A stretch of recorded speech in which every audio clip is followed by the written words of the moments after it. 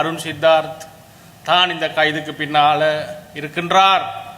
அருண் சித்தார்த் கருத்தொன்று சொல்லிட்டார், எங்களுக்கு எதிராக அவனை கொல்ல வேணும், அவன்ட சாதிய பேச வேணும், மிக ஆபாசமாக குடும்ப உறுப்பினர்கள் வரை முகநூல்களில் அடையாளம் இல்லாமல் இழுத்து ஆபாச அவதூறு செய்ய வேணும். இவ்வளவுதான் இந்த புலிகள் கற்றுக் கொடுத்த அரசியல். மயிர கூட நீங்க விரும்பின விதத்தில் வளர்க்க இயலாது. நீங்க புலிகள காலத்துல வாழ்ந்திருந்தா கட்டி வச்சு சுட்டார் தலைவர் என்று பாட தெரிஞ்சிருக்குது தானே. அப்ப அது தெரியுதானே, கட்டி வச்சு அவர் சுட்டிருக்கிறார் ஆக்கள்.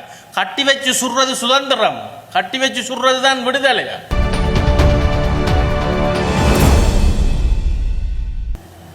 வணக்கம், ஜெய்பீம், நமோ புத்தாய. தமிழர் அரசியல் பரப்பில் வடகிழக்கில் இப்போ கடந்த சில நாட்களாக கிளிநொச்சி இளைஞனின் கைது தொடர்பாக பேசப்பட்டு வந்தது. விடுதலை புலிகளை போற்றி புகழ் பாடிய ஒரு பாடலுக்காக கைது செய்யப்பட்டு நேற்று அவர் பிணையில் விடுவிக்கப்பட்டிருக்கின்றார். இந்த விடயம் தொடர்பாக முக்கியமாக நாங்கள் புலிகளால் பாதிக்கப்பட்ட குடும்பங்களின் தரப்பாக இந்த இளைஞர்களுக்கு, இந்த பாடல் பாடுபவர்களுக்கு சொல்ல வேண்டிய செய்தி ஒன்று இருக்கின்றது.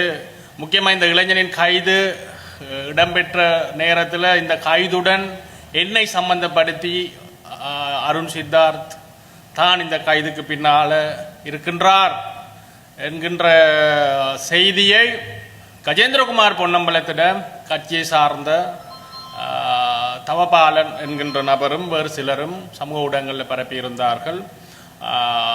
முக்கியமாக தமிழ் மக்களுக்கும் இந்த நாட்டு மக்களுக்கும் அருண் சித்தார்த் ஆகிய நான் நேரடியாக தெரிவிப்பது என்னவென்றால், நாங்கள் புலிகளால் பாதிக்கப்பட்ட தரப்பாக இருக்கின்றோம். எங்களோட வீட்டில் 3 புலிகளால் கொல்லப்பட்டிருக்கின்றார்கள். இன்னும் அங்கவீனர்களாக எங்களோட வீட்டில் எங்களுடைய அன்புக்குரியவர்கள் இருக்கின்றார்கள் புலிகளால். ஆனால் எங்களுக்கு அந்த வலி வேதனை இருக்குது, பழிவாங்கிற உணர்வு இருக்குது. ஆனாலும் நாங்கள் இந்த மாதிரியான பயங்கரவாத தடுப்பு சட்டத்துக்கு கீழான கைதுகள், அதாவது பயங்கரவாத தடுப்பு சட்டத்தின்ற சில சரத்துகளை, மனித உரிமைகள் மீறுகின்ற சரத்துகளை நாங்கள் ஏற்றுக்கொள்ளல. முதலாவது. இரண்டாவது, இந்த பயங்கரவாத தடை சட்டம் முழுமையாக நீக்கப்பட வேண்டும் என்பதிலேயும் எங்களுக்கு உடன்பாடு இல்லை. பயங்கரவாதம் இருக்கும் வரைக்கும் பயங்கரவாதத்தை தடுப்பதற்கான சட்டங்கள் இருந்தே ஆக வேணும். ஆனால் அவை சர்வதேச தரத்துக்கு அமைவாக மனித உரிமைகள் காக்கின்ற முறையில் திருத்தங்கள் செய்யப்பட்டு இருக்க வேண்டும். இன்று வரைக்கும் புலிகள் இலங்கையில் மட்டுமில்லை, உலகளாவிய ரீதியில் எந்த நாடுகளிலையும் தடை நீக்கப்படவில்லை. அவர்களுடைய தடை நீக்கப்படவில்லை. காரணம், அவர்கள் இன்னும் தங்களுடைய பயங்கரவாத செயற்பாடுகளை முழுமையாக நிறுத்தி கொள்ளவில்லை என்பதற்கான அறிகுறிகளும் புலனாய்வு தகவல்களும் அந்தந்த நாடுகள்கிட்ட இருக்குது. அவர்கள் இன்னும் முழுமையாக இந்த புலிகள், முன்னாள் புலிகள் அல்லது புலி வலையமைப்பில் இயங்கியவர்கள் இன்னும் முழுமையாக ஜனநாயக பாதைக்கு வரவில்லை. ஜனநாயகம் என்றால் என்னவென்றே தெரியாத காட்டு மிராண்டிகளாக இன்னும் இருக்கின்ற பல பேர் எங்களுக்கு தெரியும். இந்த புலி சித்தாந்தத்தினூடாக கருத்து சுதந்திரம் என்றால் என்ன, எழுதுறது என்ன, வாசிக்கிறது என்ன, பாடுறது என்ன, அதனூடாக நாங்கள் தெரிவிக்கின்ற கருத்துகள் என்ன, இதை எவ்வாறு நாங்கள் எதிர்கொள்ளலாம் போன்ற எந்த விதமான அறிவுமற்ற கருத்துகளுக்கு எதிராக அவர்களை கொல்ல வேண்டும். அருண் சித்தார்த் கருத்தொன்று சொல்லிட்டார், எங்களுக்கு எதிராக அவனை கொல்ல வேணும், அவன்ட சாதிய பேச வேணும், மிக ஆபாசமாக குடும்ப உறுப்பினர்கள் வரை முகநூல்களில் அடையாளம் இல்லாமல் இழுத்து ஆபாச அவதூறு செய்ய வேணும். இவ்வளவுதான் இந்த புலிகள் கற்றுக் கொடுத்த அரசியல். அந்த அரசியல் நாங்கள் அதைத்தான் எதிர்க்கிறோம். இப்ப இந்த பாடல் பாடிய இளைஞனுக்கு எதிரான எந்த விதமான முறைப்பாடுகளும் நாங்கள் செய்யவில்லை என்பதை இந்த மக்களுக்கு தெரிவித்துக் கொள்ள விரும்புகிறோம். அவ்வாறு முறைப்பாடுகள் செய்வதாயின் நாங்கள் சொல்லிட்டு தான் செய்வோம். நாங்கள் மிக பகிரங்கமாக சொல்லி இருக்கிறோம், சொல்லுவோம். நாங்கள் ஒரு பாதிக்கப்பட்ட தரப்பாக எங்களுக்கு தார்மீக நியாயம் இருக்கின்றது அதற்கு எதிராக போராடுறதுக்கு. நாங்கள் யாரால பாதிக்கப்பட்டோமோ புலிகளால் பாதிக்கப்பட்டிருக்கிறோம். ஆகவே அவர்களுக்கு எதிராக போராடுறதுக்கு எங்களுக்கு மனவலுவும் தார்மீக அறமும் இருக்கிறது.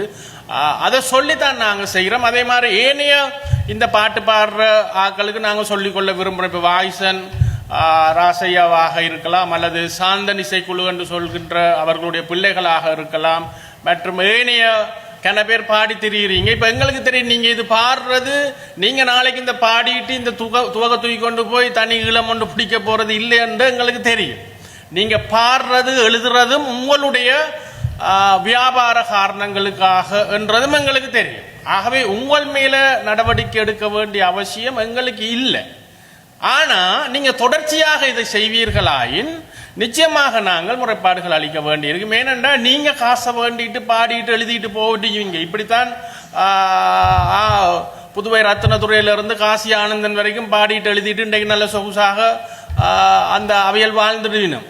ஆனால் அதை நம்பி ஆயுதங்கள் தூக்கி கொண்டு பின்னால போற இளைஞர்கள் எத்தனையோ ஆயிரம் பேர், ஏழை தாய்மார்கள், இளைஞர்கள் இன்று வரைக்கும் சிறைச்சாலைகளிலையும் தங்களுடைய உயிர்களை இழந்தும் வாடிக்கொண்டிருக்கிறவர்கள் எத்தனையோ ஆயிரம் பேர் இருக்கின்றார்கள். அவர்கள் குறித்து எல்லாம் இந்த அக்கறையும் இன்றைக்கு இந்த பேசுகிற ஆக்களுக்கு இருக்காது. மற்றது கருத்து சுதந்திரம் என்றா என்னண்டு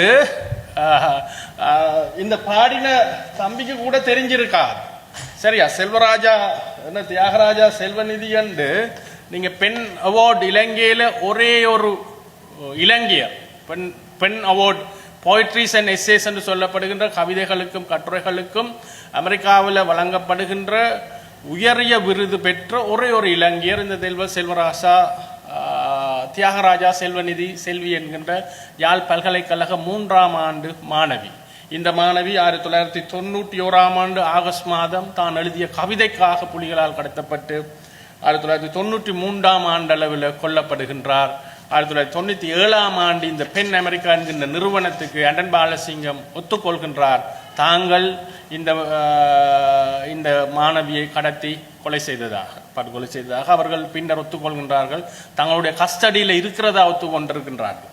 அப்ப கருத்து சுதந்திரம், நீங்க இன்றைக்கு கருத்து சுதந்திரம் குறித்து பேசுகின்ற போற்றி புகழ்கின்ற புலிகள் என்ற காலத்தில் ஒரு சொட்டுமே இருக்கல்ல. சரியா? இந்த இளைஞன் உங்களுக்கு நாங்க சொல்றோம், இப்படி தலைமையர் கூட உங்களால வளர்க்கறதுக்கு சுதந்திரம் இருந்த கருத்து சுதந்திரத்தை ஒரு பக்கத்தில் விடுங்களேன், மயிரை கூட நீங்க விரும்பின விதத்தில் வளர்க்க இயலாது. நீங்க புலிகள காலத்துல வாழ்ந்திருந்தா இந்த கிழிஞ்ச காய்ச்சலை போட்டு கொண்டு போய் நின்றிருக்கிறாது. ஆகவே உங்களுடைய தலைமயிரை கூட நீங்கள் விரும்பியவாறு வளர்க்க முடியாத நீங்க விரும்பிய ஆடைகளை போட முடியாத ஒரு கொடூரமான காட்டு பிராண்டி சட்டம் தான் புலிகள காலத்துல இருந்தது. கட்டி வச்சு சுட்டார் தலைவர் என்று பாட தெரிஞ்சிருக்குது தானே. அப்ப அது தெரியுதானே, கட்டி வச்சு அவர் சுட்டிருக்கிறார். கட்டி வச்சு சுடுறது சுதந்திரம், கட்டி வச்சு சுடுறது தான் விடுதலையா? ஆகவே தம்பி, வரலாறுகளை வடிவா படிச்சு கொள்ளுங்க. இனிமே உங்களோட கிளர்ச்சிக்காக நீங்க பாட்டு பாடிட்டு போயிட்டு நாளைக்கு உங்களுடைய பெற்றோர்கள் பாவம். இன்றைக்கு கடைசியில வெளியில வந்து அதிகாரத்துக்கு எதிரான குரல்களாக இருந்தால் நீங்க அரசு அதிகாரத்துக்கு எதிராக குரல் கொடுத்துருக்கணும். நீதிமன்றத்தில் எழுதி சொல்லியிருக்கோம், நான் எழுதினது சரி, நான் பாடினது சரி என்று. நீங்கள் உங்களுடைய கொள்கையை நம்பி இருந்தால், அந்த கொள்கைக்காக போராடி இருந்தால் வழியில வந்து சொல்லி இருக்கணும், இந்த பயங்கரவாத தடுப்பு சட்டத்தை நான் ஏற்றுக்கொள்ளல என்று, நான் எதிர்க்கிறேன் என்று, இது அடிப்படை மனித உரிமைகளை பாதிக்குது என்று. அந்த அளவுக்கு தெளிவானவர்கள் இல்லை நீங்க எங்களுக்கு தெரியும். இப்ப நாங்க இது ஒரு போராட்டம். சரியா? நாங்கள் கருத்து சுதந்திரத்துக்காக ஆரம்ப காலத்திலிருந்து போராடி கொண்டிருக்கின்றோம். அப்ப அதிகாரம் என்றது வெறுமனவே அரசாங்கத்திடம் மட்டுமில்ல, அரசு அதிகாரத்துக்கு எதிராக போராடுறது இலகுவானது. பல்வேறு தரப்பால உங்களுக்கு உதவி கிடைக்கும், ஆதரவு கிடைக்கும். ஒரு ஜனநாயக முறை ஒன்று இருக்கு அதுக்கு இல்லை. ஆனால் பயங்கரவாதத்துக்கு எதிராக போராடுறது அவ்வளவு இலகுவானதல்ல. அதனாலதான் புலிகள பிள்ளைகளை பேசுறதுக்கு இங்க எவருமே இல்லாமல் போனது காரணம், துப்பாக்கி தான் அங்க பதிலாக கிடைக்கும். அங்க ஜனநாயகம் பற்றி எல்லாம் வகுப்படிக்கலாது. இந்த மாதிரி இங்க எடுக்கலாம். சரியா? இதனூடாக உங்களுக்கு நிறைய பணம் கிடைக்கும், அரசு எதிர்ப்பாளர்களுக்கு நிறைய பணம் கிடைக்கும், புலிகள் தரப்புல இருந்து நிறைய காசு வரும். பிரிவினவாதம் பயங்கரவாதத்தை ஊக்குவிப்பவர்கள் உங்களுக்கு உதவி செய்வார்கள். சரியா? எதிர்கட்சிகள் உதவி செய்யும், பல நாடுகள் உதவி செய்யும். இங்க இருந்து இன்னொரு நாட்டுக்கு போய் நீங்க வாழலாம். சரி? ஆனா புலிகளை எதிர்க்கிறதுக்கு அவ்வாறு எதுவுமே கிடையாது. ஆனால் நீங்க அதிகாரத்தை எதிர்க்கிறதாக இருந்தால் இது ஒரு அரசு அதிகாரம், இது பயங்கரவாத அதிகாரம். இதே மாதிரி தான் இந்த அதிகாரமும் இங்க ஆட்சி செய்தது. இந்த அதிகாரத்துக்கு கீழே தான் மக்கள் வாழ்ந்தார்கள். இந்த அதிகாரத்தை மக்கள் ஏற்றுக்கொள்ளல. கஜேந்திரகுமார் பொன்னம்பலம் சொல்ற மாதிரி மக்கள் விரும்பல. மக்கள் விரும்பி இருந்தால் 6 லட்சம் பேர் இங்கு வாழ்ந்தவர்கள் 6000 பேர் கூட போய் புலியோட சேரல. புலிகள் பாஸ் நடைமுறையை வச்சிருக்க வேண்டிய அவசியம் இல்லை. ஆகவே நாங்க மற்றவர்களுக்கு சொல்றோம், இங்க ஆட்சிகள் மாறலாம், சட்டத்திட்டம் ஒன்றுதான். ஆகவே சட்டங்களை மதிச்சு நடமுங்க. நாங்க பாதிக்கப்பட்ட தரப்பு பார்த்து கொண்டுதான் இருக்கோம். நாங்கள் மட்டுமில்லை, எங்களை மாதிரி பல நூற்றுக்கணக்கான பல லட்சக்கணக்கானவர்கள் பாதிக்கப்பட்ட அல்ஃபிரட் துரியப்பாட குடும்பத்திலிருந்து அமிர்தலிங்கம் குடும்பத்திலிருந்து பல 100 குடும்பங்கள் இருக்குது. இந்த நேற்று 11ஆம் தேதி மட்டக்களப்பில் 600க்கும் மேற்பட்ட சரணடைந்த போலீசாரை விடுதலை என புலிகள் சுட்டுக் கொன்ற நாள். நீங்க சொன்னீங்க வெள்ளை கொடியோட புலித்தேவனும் அவரும் இவரும் வந்துச்சினம் சரணடைஞ்சாக்கல இலங்கை அரசாங்கம் சுட்டு கொண்டது யுத்த குற்றம் உண்டு. ஒரு 10 பேருக்கு நீங்களுதான் 600-700 பேரை யுத்த குற்றமாக சரணடைந்தவர்களை கொல்றதுக்கான இந்த வழிமுறையை இந்த மரபை உருவாக்கினது புலிகள். நாளைக்கு 15ஆம் தேதி கெப்பித்துக் கொள்ளாவ என்று சொல்லப்படுகின்ற இடத்துல சாதாரண சிங்கள மக்கள் போன பஸ்ஸுக்கு கொண்டு வச்சு கொலை செய்த நாள். 26ஆம் தேதி சென்ட் ஜோன்ஸ் பிரின்சிபல் ஆனந்தராஜா அவர்களை சுட்டு கொன்ற நாள். ஆகவே வரலாறு தெரிஞ்சு கொள்ளுங்க. முக்கியமாக பயங்கரவாத தடுப்பு சட்டத்தின் கீழே நாங்கள் கடந்த ஜனவரி மாதம் 1ஆம் தேதி ஜனவரி மாதம் 16ஆம் தேதி சங்கிலியன் பூங்காவில் சதாசிவன் கிருஷ்ணகுமார் என்று சொல்லப்படுகின்ற கிட்டு என்கின்ற ஒரு கொலையாளி பயங்கரவாத தடை செய்யப்பட்ட அமைப்பிட 2ஆம் நிலை தலைவரை புகழ்பாடி போற்றி ஒரு நினைவேந்தல் ஒன்று இடம்பெற்றிருக்கின்றது. இது தொடர்பாக நாங்கள் பயங்கரவாத தடுப்பு பிரிவுக்கு 3 பாஷையிலையும் முறைப்பாடு அளித்திருக்கின்றோம். இதுவரைக்கும் இந்த முறைப்பாட்டுக்கு எந்த விதமான நடவடிக்கையும் எடுக்கல. இந்த நிகழ்வை ஒழுங்கு செய்தவர்கள் போராளிகள் நலன்புரி சங்கம் பிராங்க் டக்ளஸ் பிரபாகரன் என்கின்றவர் தலைமையில் இது நடந்திருக்குது. இதோட இன்னொரு ஒருங்கிணைப்பாளராக இப்ப செல்வநாயகம் அரவிந்தன் என்றவர் ஏற்கனவே கைது செய்யப்பட்டு வெளியில வந்தவர். இவர்கள் தான் இதை ஒழுங்கமைத்திருக்கின்றார்கள். இவர் இந்த செல்வநாயகம் அரவிந்தன் என்றவரும் இந்த போராளிகள் நலன்புரி சங்கத்தின் ஒருங்கிணைப்பாளர். அப்ப நாங்க அரசாங்கத்திட்ட கேட்கிறோம், நீங்க இப்ப உங்களுடைய ஆனந்த விஜயபால சொல்கின்றார் புலிகளை என்ன விடுதலை புலிகள் அமைப்பை ஊக்குவிக்கும் செயற்பாடுகளுக்கு ஒரு பொதும் இடமளிக்க முடியாது. அப்ப ஆனந்த விஜயபாலட்ட நாங்க கேட்கிறோம், தயவு செய்து அப்ப இது என்னது, இது ஊக்குவிக்காததா, இது என்னது இது? அப்ப அங்கே ஒரு சட்டம் இங்கே ஒரு சட்டமா? ஆகவே சட்டத்தின்படி இவர்கள் மீது நடவடிக்கை எடுக்கப்பட வேண்டும். இவர்கள் பயங்கரவாத தடுப்பு சட்டத்தில் கைது செய்யப்பட வேண்டியவர்கள். பயங்கரவாதிகளால் கொல்லப்பட்டவனுக்கு ஒரு நலன் பிடிச்சங்கம் இல்ல, கொலை செய்தவனுக்கு நலன் பிடிச்சங்கம் இருக்குது. நல்ல வேடிக்கையா இருக்குது. அரசாங்கத்துக்கு சொல்றோம், இந்த சங்கங்கள் எல்லாம் உடனடியாக கலைக்கப்பட வேணும், அல்லது இவர்களால் பாதிக்கப்பட்ட மக்கள் நாங்கள் பார்த்து கொண்டிருக்கிறோம், எங்களை தூண்டுற மாதிரி வேலைய தூண்டுறதாக இருக்குது, எங்களுடைய உணர்வுகளை தூண்டுவதாக இது இருக்கின்றது. எங்கள் வீட்டில் கொல்லப்பட்டவர் இருக்கின்றார்கள், சட்டம் தனது கடமையை சரியாக செய்யாமல் இருக்கின்றது, நாங்கள் முறைப்பாடு போட்டிருக்கிறோம். அப்ப இருவேறு சட்டமாக இங்க நீங்க 2 விதத்திலே இந்த சட்டங்கள் அமுல்படுத்தப்படுதுன்னு உங்களை நான் கேட்க விரும்புகிறோம்.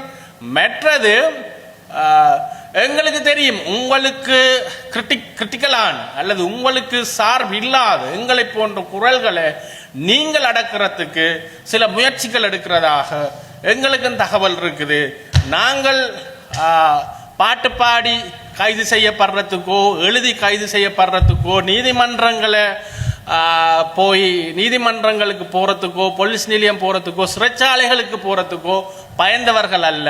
இது எல்லாம் எதிர்பார்த்து தான் நாங்கள் இந்த அரசியல்ல காலடி எடுத்து வச்சு நாங்கள் அதுவும் புலி எதிர்ப்பு அரசியல் என்றது, புலியை எதிர்க்கிறது என்றது, மரணச்சான்றிதழை கையில் எடுத்து வச்சு கொண்டு செய்கிற அரசியல். ஆகவே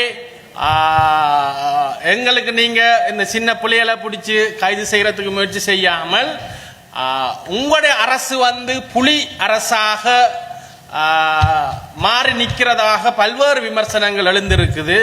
அவ்வாறு இல்லாமல் நீங்க இது இந்த ஆனந்த விஜயபால சொல்ற மாதிரி, பாதுகாப்பு அமைச்சர் சொல்ற மாதிரி, நீதி அமைச்சர் சொல்ற மாதிரி விடுதலை புலிகள் அமைப்பை நாங்கள் ஊக்குவிக்கும் செயற்பாடுகளுக்கு ஒருபோதும் இடவளிக்க மாட்டோம் என்றால் தந்த முறைப்பாட்டுக்கு நாங்கள் உங்களுக்கு தந்திருக்கிற கம்ப்ளைனுக்கு உடனடியாக நடவடிக்கை எடுக்குமாறு நாங்கள் உங்களை கேட்டுக்கொள்கிறோம்.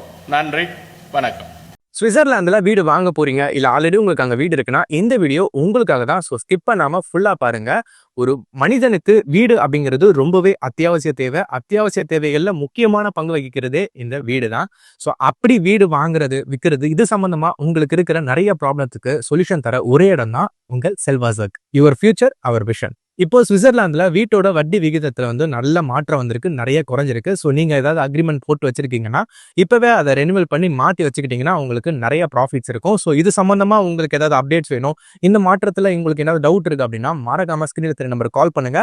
சுவிட்சர்லாந்துல நீங்க வீடு வாங்கணும் இல்ல வீடு விற்கணும், அந்த மாதிரி ஏதாவது உங்களுக்கு தேவைகள் இருந்தா மறக்காம எங்களை காண்டாக்ட் பண்ணுங்க. உங்களோட எல்லா தேவைகளையும் உங்க ஃபேமிலியில ஒரு மெம்பரா இருந்து நாங்க பார்த்து பண்ணி கொடுப்போம். இது உங்கள் செல்வாசக். இச்செய்திகளுக்கு பிரதான அனுசரணை செல்வாசோக் இமோபிலியன், சுவிஸ் நாட்டில் முன்னணி நிறுவனம். தொடர்புகளுக்கு 07951464428. வீடு வாங்க, வீடு கட்ட, வீடு திருத்த மற்றும் வீட்டுக்கடன். Your future our vision. இது போன்ற மேலும் பல முக்கிய சுவாரஸ்யமான செய்திகளை அறிந்து கொள்ள லங்காஃபோ யூடியூப் சேனலை சப்ஸ்கிரைப் பண்ணுங்கள். எமது செய்திகள் உடனடியாக கிடைக்க பெல் பட்டனை அழுத்துங்கள். அத்தோடு எமது செய்திகளை மற்றவர்களும் பார்வையிட ஷேர் செய்யுங்கள். நன்றி.